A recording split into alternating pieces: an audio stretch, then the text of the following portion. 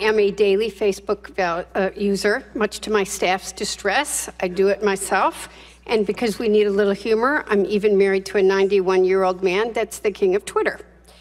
But I know Facebook's value. I've used it for a long time. But with that value also comes obligation. We've all been sitting here for more than 4 hours. But some things are striking during this conversation. As CEO, you didn't know some key facts. You didn't know about major court cases regarding your privacy policies against your company. You didn't know that the FTC doesn't have fining authority and that Facebook could not have received fines for the 2011 consent order. You didn't know what a shadow profile was. You didn't know how many apps you need to audit. You did not know how many other firms have been sold data by Dr. Kogan other than Cambridge Analytica and Inoya Technologies, even though you were asked that question yesterday. And yes, we were all paying attention yesterday.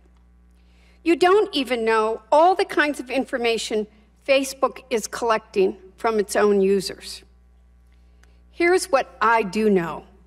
You have trackers all over the web. On practically every website you go to, we all see the Facebook like or Facebook share buttons. And with the Facebook pixel, people browsing the internet may not even see that Facebook logo. It doesn't matter whether you have a Facebook account. Through those tools, Facebook is able to collect information from all of us. So I want to ask you, how many Facebook like buttons are there on non-Facebook web pages? Congresswoman, I don't know the answer to that off the top of my head, but we'll get back to you. Is the number over 100 million? I believe we've served the like button on pages more than that, but I don't know the number of pages that have the like button on actively. How many Facebook share buttons are there on non-Facebook web pages? I don't know the answer to that exactly off the top of my head either, but that's something that we can follow up with you on. And do we think that's over 100 million? Likely. How many chunks of Facebook pixel code are there on non-Facebook web pages?